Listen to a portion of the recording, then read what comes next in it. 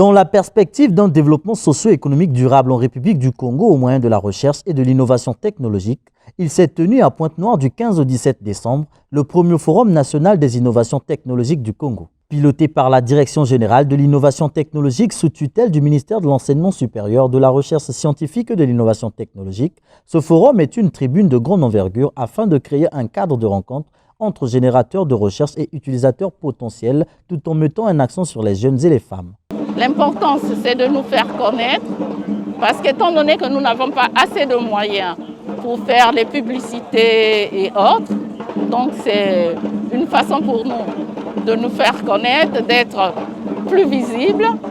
Et en plus de cela, nous pouvons aussi vendre pendant que nous sommes ici. Et nous avons d'autres produits. C'est un privilège pour moi. Un privilège, vraiment. En tout cas, je suis très honoré.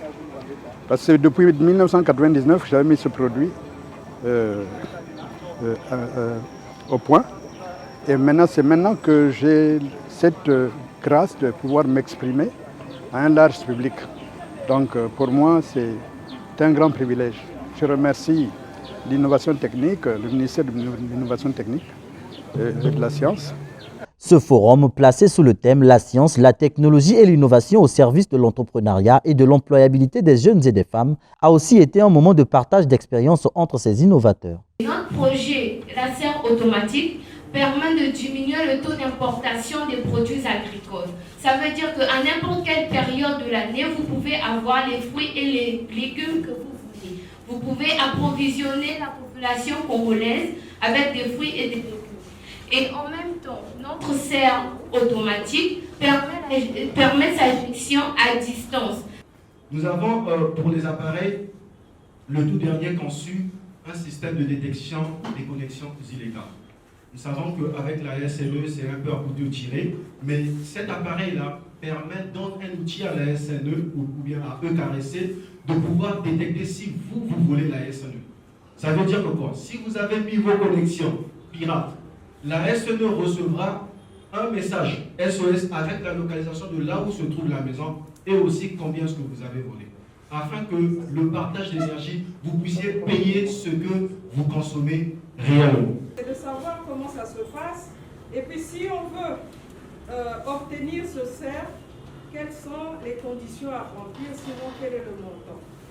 Pour la ministre Edith Delphine Emmanuel, qui a marqué de sa présence ce premier Forum national des innovations technologiques, ceci est le témoignage que la République du Congo regorge des talents. Je suis agréablement surprise de constater le génie, le talent de nos inventeurs, de nos innovateurs qui, dans différents domaines, que ce soit celui de l'alimentation, des machines, outils et autres, ont su faire preuve d'ingéniosité. Et c'est pour cela que j'espère pouvoir, à la faveur de la semaine de la science que nous allons organiser en 2022, avoir l'opportunité d'inviter à Brazzaville tous ces innovateurs afin qu'ils puissent véritablement montrer, pas seulement à Pointe-Noire, monsieur le préfet, mais aussi à Brazzaville, tous leurs talents. Donc je me réjouis de ce que j'ai pu constater ici et qui ne fait que confirmer le fait que nous avons un peuple talentueux. Au cours de cette première édition du FONIT, ce sont plus d'une vingtaine d'innovateurs qui ont montré au grand public leur savoir-faire. Il a aussi connu le soutien du Fonds d'impulsion de garantie et d'accompagnement FIGA, un soutien de taille qui va capitaliser de nombreux acquis dans le travail des innovateurs.